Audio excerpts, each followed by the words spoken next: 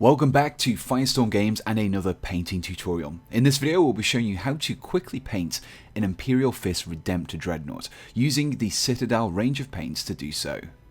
Before we can begin painting our miniature, we first of all need to prime it, and I started off using a white spray primer, and then once this had dried I then went over the entirety of the miniature with the Averland Sunset spray from Games Workshop. This gives us the base colour that we want on our Redemptor Dreadnought very quickly and very easily indeed.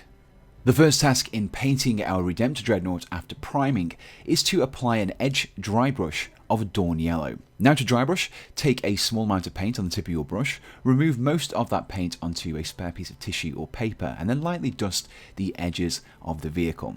This will slowly build up the edge highlight of these areas very quickly and very easily, and really help to bring out the detailing on the surface of this vehicle.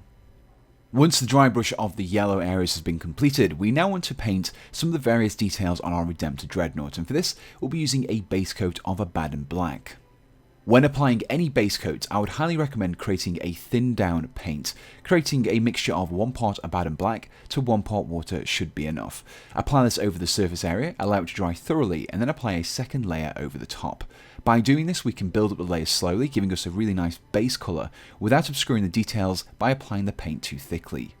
Now the areas that we want to paint with the Abaddon Black include some of the various pipes and cabling that we have on the miniature, as well as the sarcophagus and also the shoulder and knee joints as well.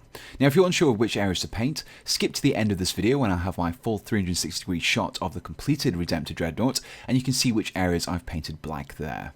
Following our base coat of Abaddon Black, we now want to apply a base coat of Leadbelcher to the metallic areas of the miniature. This includes some of the barrels on the Gatling cannon, as well as some of the rivets and joints as well. Make sure you check out the 360 shot at the end of this video to find out exactly which areas I've painted silver. Much like the previous step, make sure you thin down your paint and apply it in at least 2 thin down coats. Continuing with the Leadbelcher, we now want to apply a edge highlight to the areas that we painted black in one of the previous steps. Now to edge highlight, take a thin brush and lightly drag the edge of that brush along the hard edges of the black areas. With these highlights completed, we will then have the effect of a very dark metallic areas contrasting with the lighter metallic areas that we painted in the last step. With the metallic paints completed, we now want to rinse out our brush and change our water as well, as we don't want to get the metallic flakes into the rest of our paints that we'll be using to finish off this miniature. Now next, I'll be using Khorne Red to paint the various lenses and also some of the cabling that we have on the front of the Dreadnought. Again, this is a base coat, so make sure you create at least 2 thin down coats to get the best coverage possible. With all of our base coats completed, the next step is to start applying some washes to the yellow areas of the miniature. Now washes are an extremely quick and easy way of enhancing some of the details that we already have. Now the first wash that I'll be using will be of Cassandora Yellow, and want to target this wash into the recesses around the yellow areas. So take a small brush with some Cassandora Yellow on it and paint it into those recesses and also around other details such as the rivets. The next wash that I'll be applying will be of Agrax Earthshade, and we want to target this around the silver metallic areas that we painted with Leadbelcher. Now we want to apply this over the entirety of the metallic areas, not just target it into those recesses like we did in the previous step. This wash will not only enhance the detailing by flowing into those recesses and enhancing the shadows, it'll also give the area a slightly brownish oily look as well. Now at the moment, our Redemptor Dreadnought is looking very clean and crisp. Now if you want to have a slightly more battle damaged appearance on your Dreadnought, then you can apply some Rhinox Hide to the edges of the armour.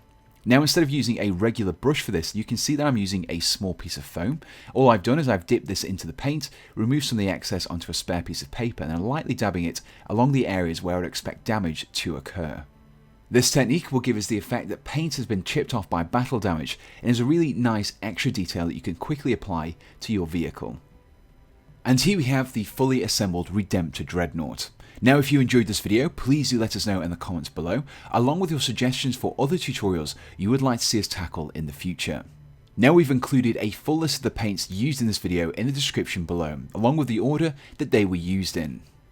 You can also find all of the paint and also the miniature that I've used in this video on the Firestorm Games web store for 10% off the retail price, and I'll include a link in the description below which will take you directly to the Firestorm Games web store. So all that's left to say is thank you for tuning in, and we'll hope to see you again on Firestorm Games.